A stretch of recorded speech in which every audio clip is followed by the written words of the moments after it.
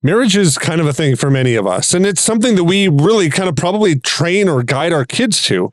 But what if our kids are called to live a life of singleness? Do we know how to model that well?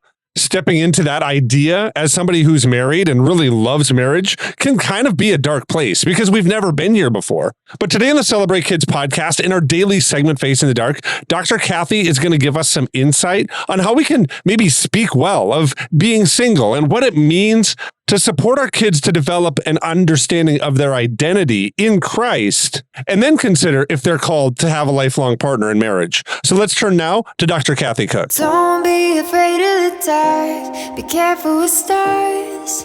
Not every light is gonna guide you, baby. Not every light is gonna guide you. So, Dr. Kathy, there's a video of a 29-year-old woman who shares kind of the benefits of being single, and the video has gone viral. The video is made by Julia Mazur. She's a single person who's kind of a TikTok video influencer, and she talks about not having kids. And her recent viral video kind of outlined a little bit of what Saturday morning looks like. She says, when you're single at 29, you don't have kids running around the house. And she goes on to say, quote, whenever I'm hard on myself about why I'm not married and I don't have kids and I should be further along at 29, almost 30, I won't want to do anything else this Saturday, end quote. You know, Dr. Kathy, your video is kind of interesting because she also kind of talks about just her lifestyle. She kind of goes out to parties and comes back from them kind of, not feeling great the next morning, but she doesn't have to worry about it because her day is kind of hers to have. And Dr. Kathy, I'd like to hear you kind of talk about this because, it might be kind of obvious here, but maybe we should kind of identify it. I'm married and you're single. And sometimes I think kind of the church just in general tends to view marriage as some kind of fulfillment of the creation mandate. It kind of is in some ways, but I've heard kind of critiques on how the church approaches marriage recently, because it's almost like we've lost sight of the inherent dignity actually of kind of individuals. Paul talks about being single and how there are different opportunities for singles, especially when kind of doing ministry or different things like that. I think this 20-somethings perspective is interesting from Julia, but I'd like to hear your perspective. What are your thoughts on kind of singleness and what we should think about and how we should think well about it? I have a lot of thoughts. Oh my goodness. I think it's really easy for single people to be selfish and self-centered. And I work very hard to not become that and be that. And I think, Julia's example of, I can do whatever I want on a Saturday morning. I don't have to chase my kids. And that's fine. It's the season she's in and that's great. Happy for her if that's what she wants. Of course, I think she's wasting brain cells in her life by going out to parties and, perhaps, doing things that are not appropriate. And so I would speak against that. I do think that the church can do a better job of honoring singles. I think pastors can get better at not saying, when you go home with your family, talk about this. We all have families. I have a great family. I just don't live with my family. I'm just not married, but I have a family and I have friends I can talk with. But I think we've got to be really careful of that stigma. I do appreciate what Paul says about being single. And I would remind everyone that Jesus Christ, God's only son, was single. And so I do tell, single friends that if there was something wrong with being single, Jesus would have been married. He would have been a father if that was the epitome of, success or confidence or peace. So I have comfort in that I can do the ministry that I do as a single woman. And I do have freedom to travel and, not worry what the shape the house is in when I leave and all those kinds of things. So there is a freedom that I have, which I do really appreciate. So again, to the people who want to be married, singleness is really hard. People who have a desire for marriage, and then I would say to them, are you getting out of the house and trying to meet people? What are you praying for? What are you asking God for? How are you developing yourself? And we could talk for several episodes about that. But some of us are content, and we need to be honored in that and not thought of as second-class citizens for sure. Yeah, Dr. Kathy, I think that's really important. Even kind of in church, like you kind of highlighted, there's little situations or settings that we kind of find ourselves in, I think, as a church. And some of that's because I think just of the nature of what it looks like to be a Christian. And when we look at the storyline that God has put in order, the first not good in the Bible is it's not good for man to be alone. So there's kind of this, I would say, natural push inside of especially church to kind of, help people build relationships that would be really like the relationship of Adam and Eve, right? And I kind of joke with my wife about this. I'm glad that I get to know you like Adam knew Eve, and like there's just excitement and fun things inside of marriage when we do that. Yes.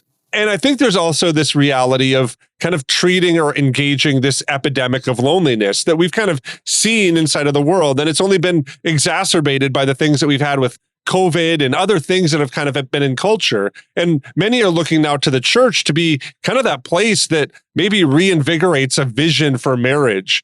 But I'd like to hear you kind of talk about this too.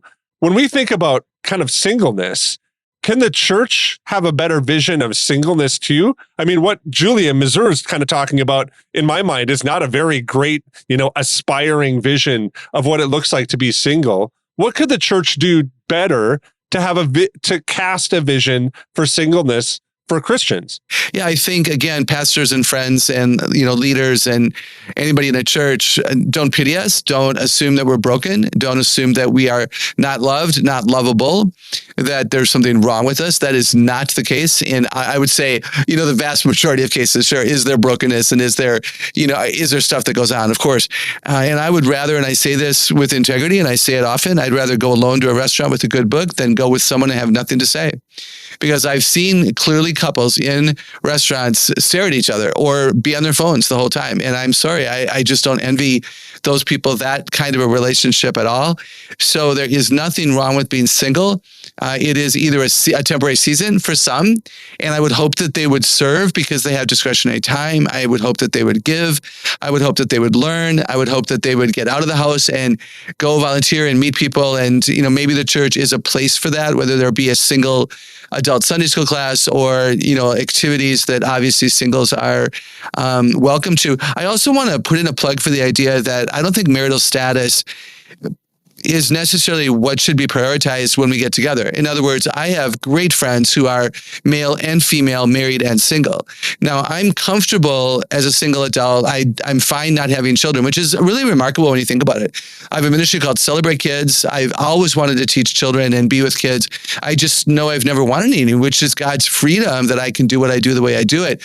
But what I'm saying is that I think a church needs to make sure that they have age group gatherings. Like I think 30-year-olds have something in common with 30-year-olds, whether you're married or single. And then I think married people who know singles are in their midst don't talk about their kids constantly. Don't show pictures of their kids constantly. Don't talk about the romantic Hawaii trip that they had. This is good old-fashioned respect. Yeah, Dr. Kathy, I think that kind of speaks to this final question I'd like to have you address, because whenever we are parenting kids, I think it's natural for us to parent kids kind of towards the things that we've kind of found or have brought us joy, right? Like I've found excitement and joy in basketball, right? And so I parent my kids to enjoy and like that game. And I think as parents with relationships, it's natural for us to lean into and drive our kids to kind of see marriage as really almost like a fulfillment of some of the, maybe you want to put it, maybe I would put it as needs or kind of feelings that we might have.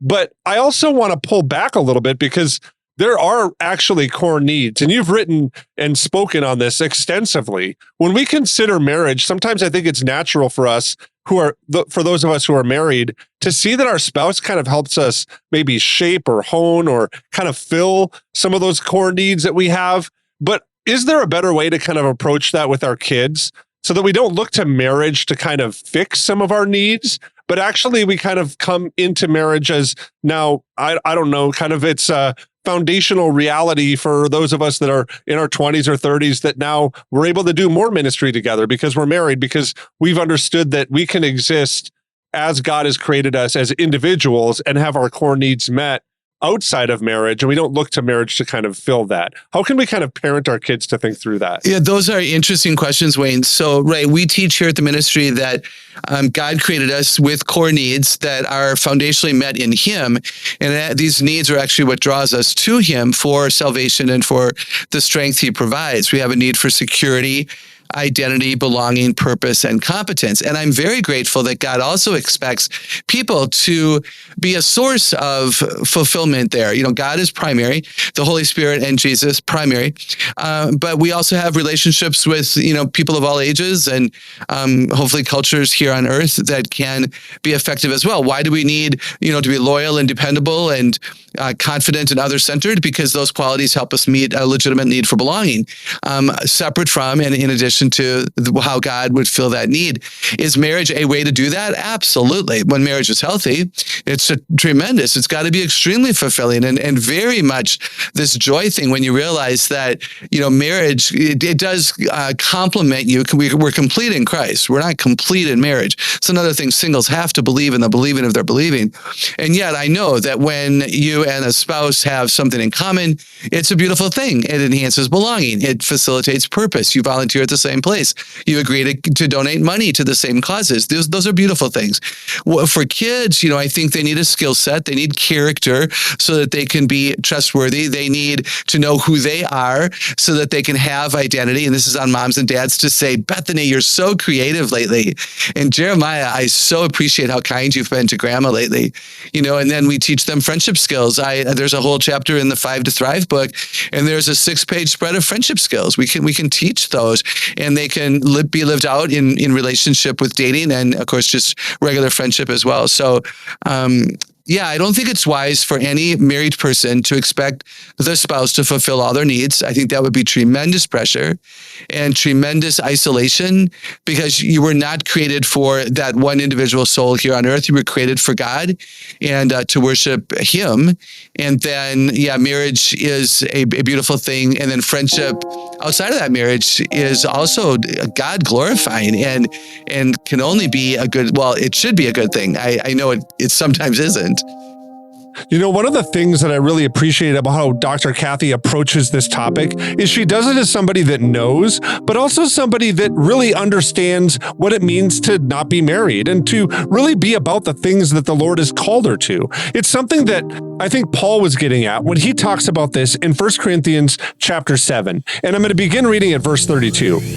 I would like you to be free from concern. An unmarried man is concerned about the Lord's affairs, how he can please the Lord. But a married man is concerned about the affairs of the world, how he can please his wife, and the interests might be divided. An unmarried woman or a virgin is concerned about the Lord's affairs. Her aim is to be devoted to the Lord in both body and spirit. But a married woman is concerned about the affairs of the world, how she can please her husband. And I'm saying this for your own good, not to restrict you, but that you might live in a right way, in undivided devotion to the Lord. This whole passage here in 1 Corinthians chapter 7 is very instructive for both marrieds and singles. But one of the key takeaways is what's said here at the end of the passage. That Paul's not saying this to restrict us, but instead to give us instruction on living a right way in undivided devotion to the Lord. And I think training our kids to do that right now before they're married, and even as they look forward to marriage, is something that we can also call them to celebrate kind of what it means to just follow the Lord. And so those of us who are in churches might be single, we might need to be reminded that following our singleness and living into the way that God has called us to is actually a way to live in devotion to the Lord. And I think doing that and looking to those who are called to that and helping our kids understand that call, well, that can be a bright light in some dark moments for many people. I want to thank you for listening to the Celebrate Kids podcast in our daily segment, Face in the Dark. On behalf of Dr. Kathy Cook, my name is Wayne Stender, and I want to say thanks for listening, and we're looking forward to seeing you here again tomorrow.